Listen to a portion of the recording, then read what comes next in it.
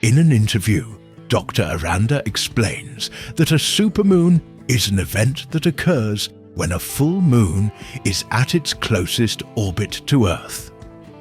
This can happen several times a year, but it didn't occur at all last year. During the last supermoon, 1 billion people violently transformed into werewolves for the entire night. They still don't know what caused this transformation, but tonight, another supermoon is expected. Aranda has advised everyone to stay indoors and avoid going outside. He also promised that scientists are working around the clock to find a cure for those already infected. Meanwhile, Wesley, a former military officer, is caring for his sister-in-law Lucy and niece Emma after his brother's death. Using his training, he spends the day setting traps to protect the house from werewolves. Bear traps in the garden, pepper spray, electric fences, security cameras in every corner, and barbed wire on the roof.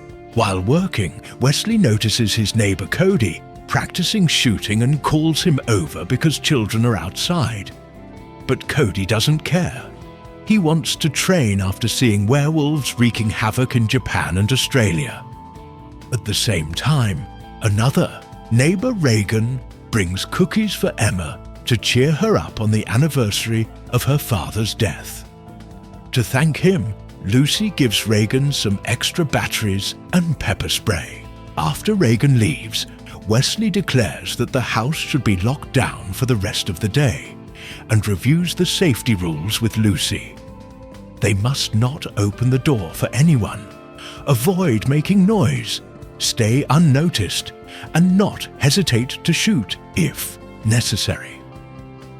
As a CDC agent, Wesley is on duty tonight and apologizes to Emma and Lucy before leaving. After he leaves, Lucy locks all doors and windows. The military has taken over the streets, and a curfew is about to be enforced, with buses taking the homeless to shelters. Wesley suspects someone who looks odd and panics at ominous signs. When Wesley arrives at the CDC facility, Aranda introduces him to the press as the leader of the Global Rapid Response Team and chief molecular biologist. The second in command are Ivan and Amy, the main Canis lupus biologists and behavior specialists. Aranda explains that the supermoon triggers rapid DNA mutations and is photosensitive to moonlight. Tonight, the CDC hopes to find a way to block this mutation and has developed a fluid called moonscreen that acts as a barrier between moonlight and DNA. It can be developed as a treatment and will work on everyone if it proves effective. Dr. Aranda concludes, reminding everyone to stay inside. The conference ends, and everyone moves inside the facility as all exit points are sealed.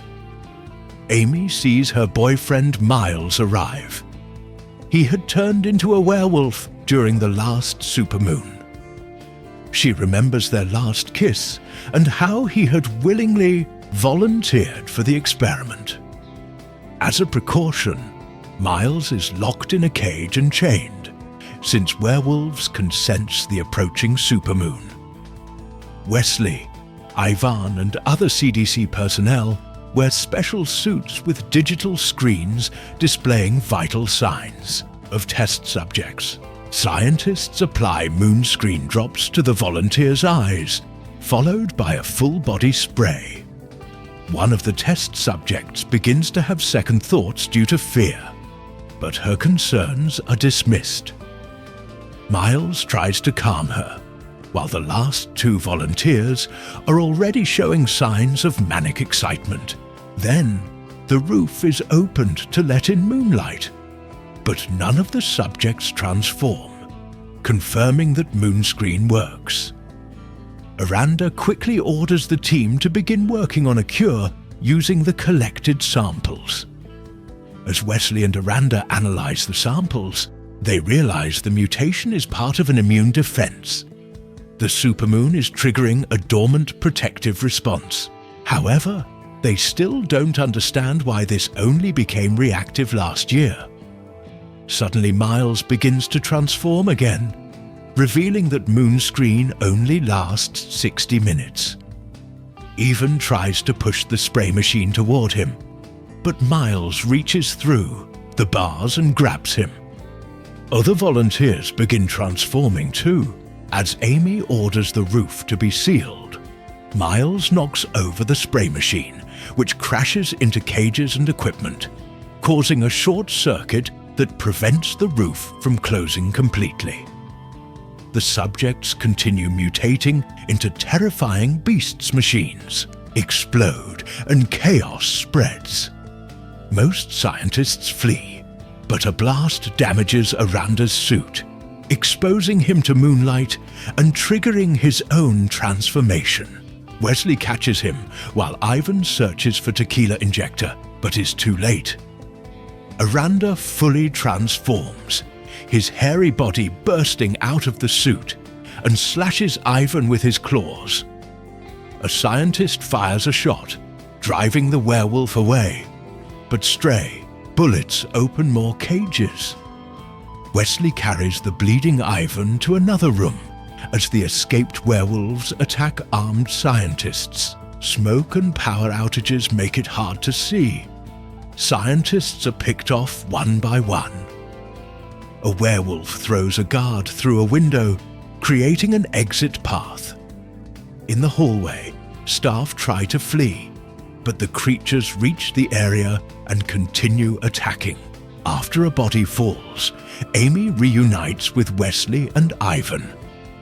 As they try to unlock the hospital's inner doors, a werewolf drops another body nearby and approaches. Luckily, they unlock the door just in time, escape into the hospital, and a soldier shoots the werewolf dead. Wesley and Amy try to treat Ivan's wounds, but it's too late. He's lost too much blood and dies. Amy wants to find Miles, but Wesley stops her, warning that her boyfriend is now a violent monster. When Amy suggests they stay in the hospital and wait for help, Wesley tells her the staff has already evacuated and it's only a matter of time before another werewolf breaks in. Back in the city, screams echo in the neighborhood, lights flicker due to power failures, and Reagan, unable to find her mother, hears strange noises, unaware a werewolf is in the kitchen. Lucy checks the security cameras and sees the creature running through the street. The werewolf climbs a tree in the yard, and Cody fires shots from his window, all miss. The beast reaches the house and smashes the window, letting in moonlight, which triggers Cody's transformation.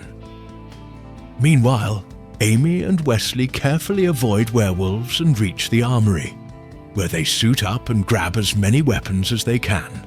They apply Moonscreen to their eyes, spray their exposed skin, and set 60-minute timers on their watches.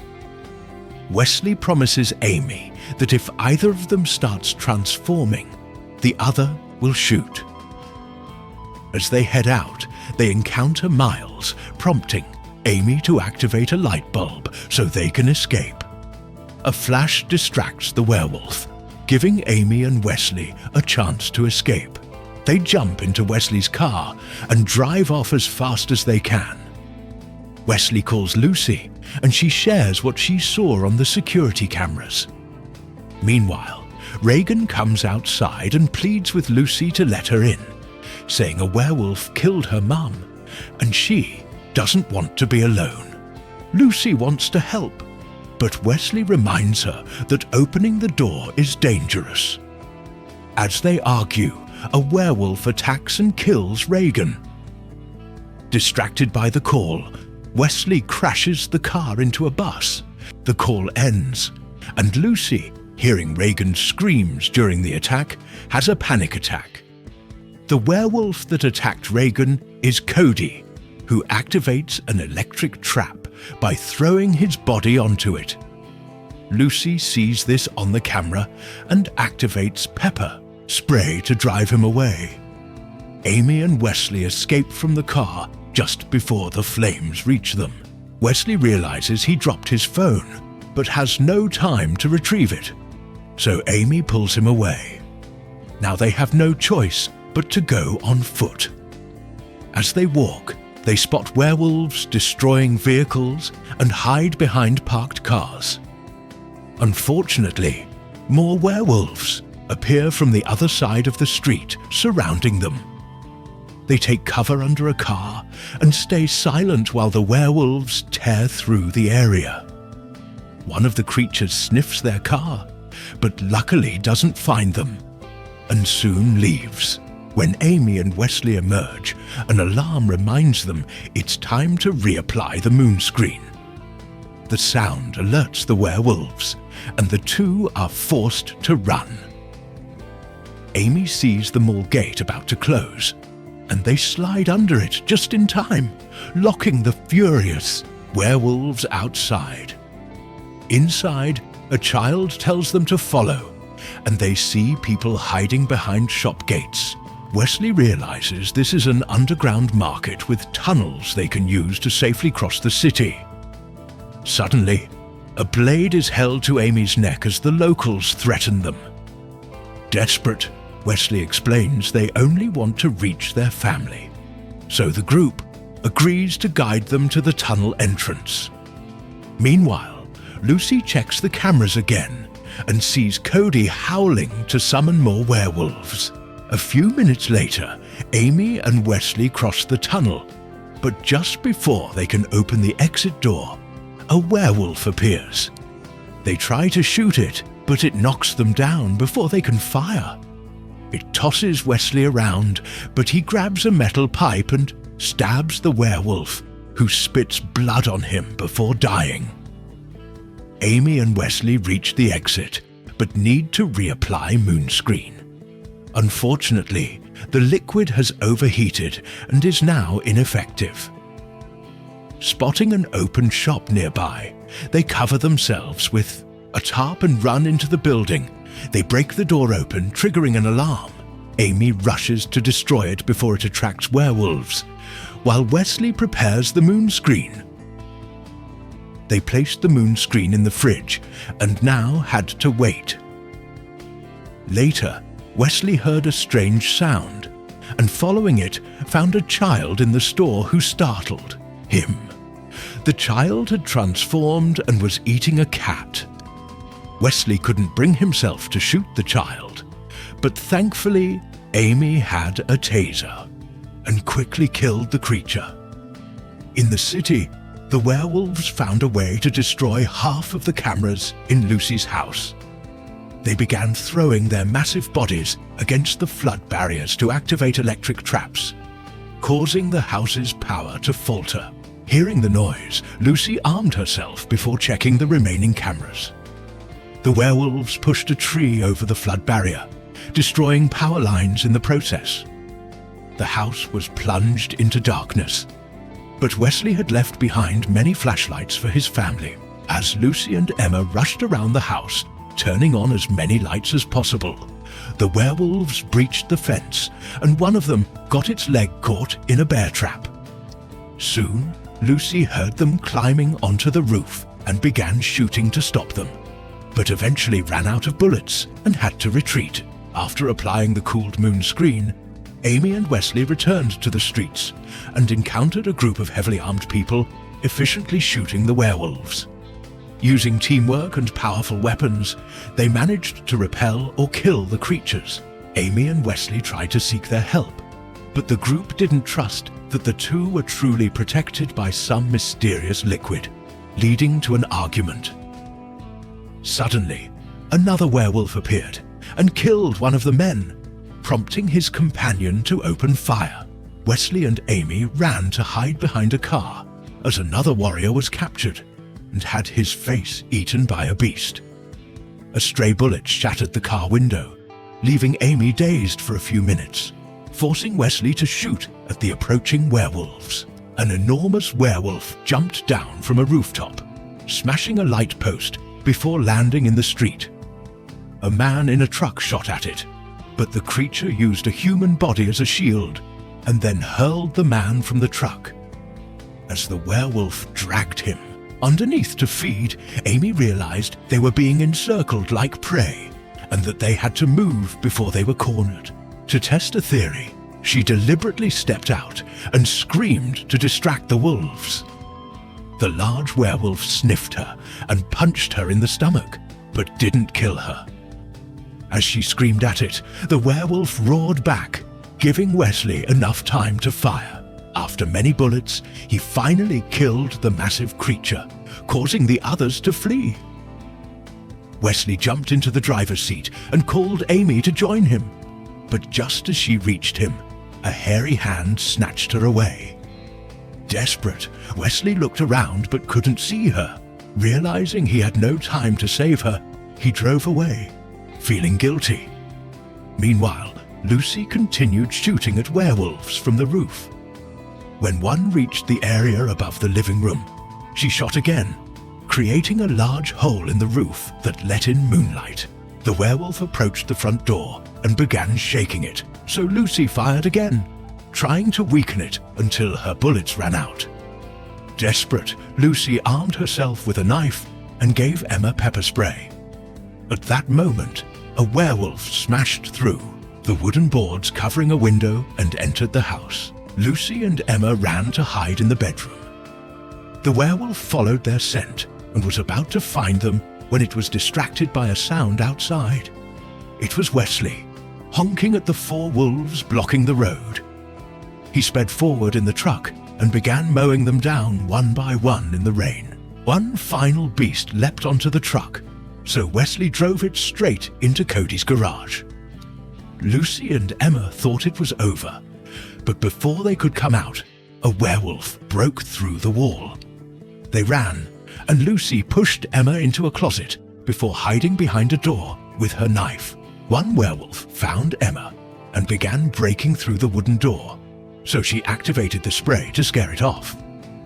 At the same time, another beast entered the other room, and Lucy waited for the perfect moment to leap, just as the werewolf. Creature easily throws Lucy onto the dresser, but then Emma appears behind it and strikes it with the fallen knife, distracting it long enough for Lucy to grab an axe and kill the beast. A few seconds later, Wesley enters the house and reunites with his family. He tells them to hide as they hear the werewolf approaching from the garage. With only 15 minutes left until sunrise and no bullets nearby, he decides to do something extremely risky. Wesley says goodbye to his family and gives Lucy his watch set with a 15-minute alarm. As he steps outside, he finds Cody, now a werewolf, waiting for him. Wesley looks directly at the moon and begins transforming too, an act of sacrifice that proves how far he's willing to go to protect his loved ones. After a few roars, Cody and Wesley begin fighting in werewolf form. Wesley's military experience gives him the upper hand, and with just a few moves, he defeats Cody and decapitates him with his bare claws. Lucy watches this from a hole in the wall, terrified, and runs to hide Emma in the closet. She finds a bullet on the floor, loads her weapon, and begs Wesley to remember his family. Her words aren't enough to stop him from trying to break in through the sealed back door, so Lucy shows him a photo of his brother. That too fails, and Wesley roars, knocking her down. With no other choice, Lucy prepares to shoot, but just then the alarm goes off, and she remembers Wesley's words. She shoots out a window, letting sunlight flood the room. As she looks up, she sees Wesley turning back into a human